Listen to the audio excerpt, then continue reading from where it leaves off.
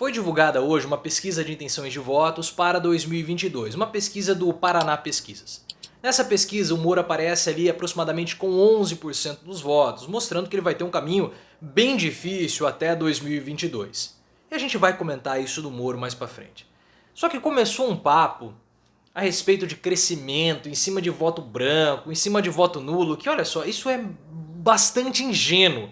Acreditar ali no espaço de brancos e nulos, que o candidato tem chance de crescer em cima desse percentual.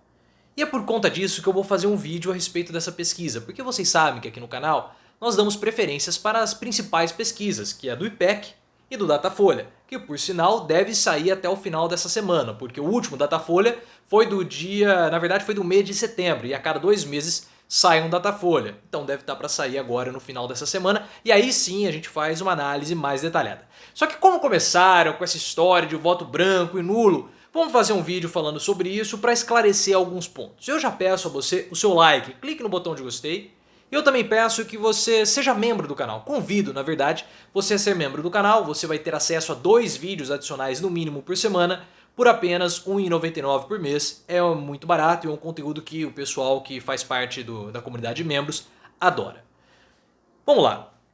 Essa pesquisa, vamos falar o resultado dela primeiro. Depois a gente fala dos brancos e nulos e do caminho tortuoso do Sérgio Moro. Essa pesquisa mostrou o Lula com 35%, liderando o cenário. O Bolsonaro na segunda posição com 30%. O Sérgio Moro ali com 11%, praticamente. E o Ciro Gomes na casa dos 6%. Então o Sérgio Moro ali com 10, 11% já é basicamente aquilo que nós já esperávamos que ele fosse ter, 10% das intenções de votos, que é aquela parcela da classe média lava-jatista que acredita que política se faz entre combater corrupção e não combater corrupção. E ele vai ter um caminho tortuoso para tirar o Bolsonaro do segundo turno, porque ele vai ter que dar um passo na postura dele, na imagem dele, que eu não sei se ele está disposto a dar esse passo, mas nós vamos chegar daqui a pouco. E algumas pessoas começaram a falar, olha, tem 13% aí de brancos e nulos, então dá para crescer em cima desse eleitorado.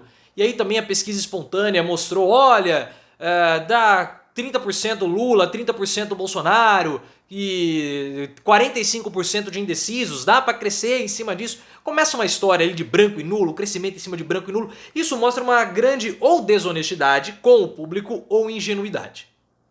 Porque assim, pessoal, 15 a 20% de brancos e nulos é histórico. Toda eleição tem 15 a 20% de votos brancos e nulos.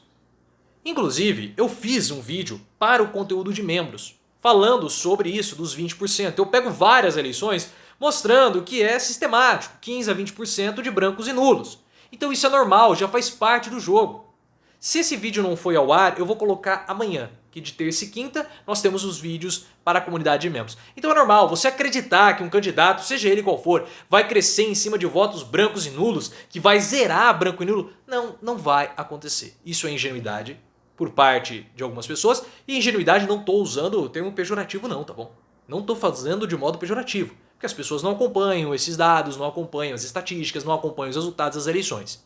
Agora, se alguém que tem um canal, se alguém que tem um blog, uma coluna no jornal, ou o próprio jornal, e jornalista começa a falar isso, é desonestidade. Porque ele pode pegar os números, faz parte da profissão dele ver esses resultados e comparar. Então não caio nessa que o candidato pode crescer, seja Moro, Bolsonaro ou o candidato aí possivelmente do seu estado, tá? Porque é histórico essa questão aí dos 15 a 20% de brancos e nulos, não vamos cair nesse erro aí, não sejam enganados por essas estatísticas.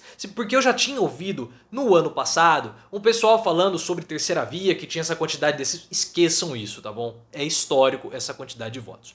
Agora, o que essa pesquisa mostrou? Muitos apoiadores do Sérgio Moro começaram a comemorar, olha, Moro tem 11%, já está na frente do Ciro Gomes, coisas do tipo. Eu gosto de esperar sempre o Datafolha. Porque o Datafolha é o instituto mais conceituado do país.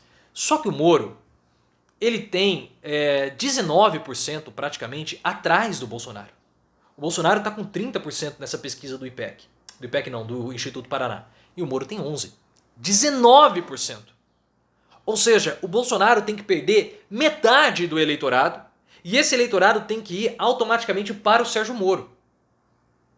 É muito, Mas muito difícil isso. Mas muito difícil mesmo. Porque a gente fala aqui no canal, e eu quero trazer outros argumentos aqui para endossar aquilo que a gente fala no canal a respeito dessas pesquisas, que o Bolsonaro, ele não é um presidente, ele não é um líder político, ele é um líder religioso. Porque quando você compara a adoração do Lula e a adoração do Bolsonaro, você até entende o motivo das pessoas adorarem o Lula. Ora, o Lula fez o Bolsa Família, os anos 2000 foram anos dourados para o país, nós tivemos um crescimento econômico, nós tivemos um reconhecimento internacional, as pessoas conseguiram sair da miséria, sair da pobreza, comeram melhor, tiveram emprego, muitos viajaram para o exterior, teve o Minha Casa Minha Vida, teve o Luz para Todos. Então você pega os programas do Lula, os programas sociais, e você sente uma melhora na vida das pessoas. Então as pessoas têm um motivo para gostarem do Lula. Então elas gostam do Lula pelos fatos, por aquilo que o Lula fez. Com o Bolsonaro é uma adoração diferente. Porque o que o Bolsonaro fez, de fato, para melhorar a vida das pessoas? Absolutamente nada. Um ou outro aqui pode ter melhorado com uma política pontual do Bolsonaro, mas todos esses 20%, 25% que apoiam o Bolsonaro, a vida deles melhorou com o presidente da República? Melhorou absolutamente nada. Foram afetados pela epidemia, pela pandemia no caso, foram afetados pela incompetência do presidente, foram afetados pela falta de planejamento, pela falta de trabalho do Bolsonaro.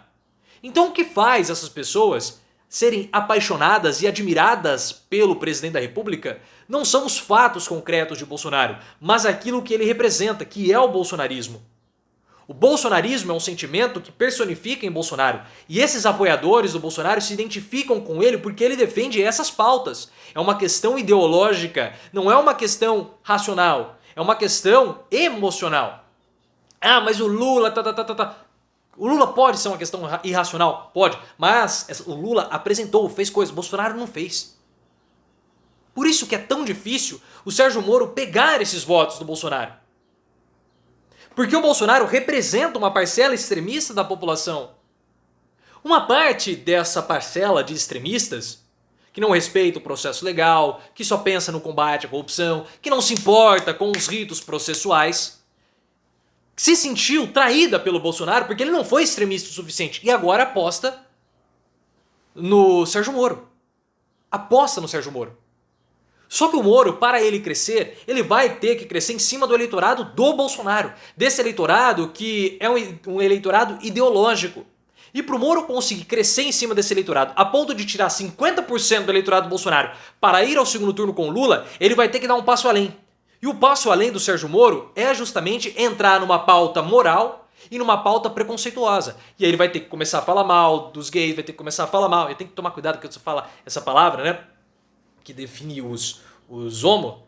Tem que tomar muito cuidado, o YouTube pode vir dar uma tesourada no vídeo. Então, desculpa aí eu ter cortado, ter falado, engolido a palavra, porque tem que tomar cuidado aqui, sabe que sempre com o algoritmo ele pode, tá? Então, o Sérgio Moro ele tem que avançar para cima das minorias. Ele tem que fazer um discurso que acabe sendo muito parecido com o Bolsonaro. Então, para o Moro conseguir abocanhar essa parcela do eleitorado que olha Bolsonaro não como um político, mas como um líder religioso, ele vai ter que se tornar cada vez mais o Bolsonaro. E ele está disposto a fazer isso? A gente sabe que pelo pensamento, pelas ideias do Moro, eles não são tão diferentes assim. Agora, Moro está disposto a fazer esse discurso? Essa é a grande dificuldade dele. Ele vai ter que começar a atacar as mulheres, vai ter que começar a atacar as minorias, para conseguir pegar 50% do eleitorado do Bolsonaro. É uma tarefa difícil? Muito. Mas muito mesmo. Eu não vejo o Moro acima ali dos 12%, 13% não. Não vejo. E eu não vejo o Bolsonaro abaixo dos 20%. Bolsonaro vai, eu aposto em Bolsonaro em 2022 na casa ali dos 25%. Essa é a minha aposta vendo as pesquisas de aprovação do Bolsonaro. Então essa é a análise que eu faço a respeito dessa pesquisa. E eu complemento, tá, com aquela fala da gente do Bolsonaro, que ele é o líder religioso, o líder ideológico, e a dificuldade do Moro, trazendo esse argumento. Quem fez esse argumento foi o Reinaldo Azevedo no UOL. Eu gostei muito dessa análise, vou trazer para cá, dou o crédito a ele por ter feito isso. Eu gostei, porque foi uma sacada boa dele. Porque para o Moro crescer em cima dos eleitores de Bolsonaro, ele vai ter que se tornar cada vez mais o Bolsonaro. E ele está disposto a se bolsonarizar no discurso também? E eu acho que é difícil também o Moro, só pra... Essa aqui eu tô guardando pra análise do Datafolha, mas eu acho difícil o Moro conseguir, ou outro candidato, conseguir quebrar essa questão do Lula e Bolsonaro, porque a população brasileira fez uma aposta em 2018 e quebrou a cara. Então as eleições de 2022, elas não são eleições da aposta, elas são eleições da segurança. Então a gente pode apostar, ou a gente pode votar naquele que é o que nós temos hoje, que é o Bolsonaro, ou naquele que já foi presidente no passado e nós sabemos como ele funciona, o caso do Lula. Então eu não vejo muitas brechas aí para uma outra aposta, alguém que nunca foi presidente. Mas isso aí a gente discute num vídeo posterior, mas já deixa aí nos comentários para que a gente já possa ir batendo uma bolinha aqui a respeito dessa análise que vai vir muito em breve. Instagram, canal Profiléu, Twitter, @Profiléu Oficial.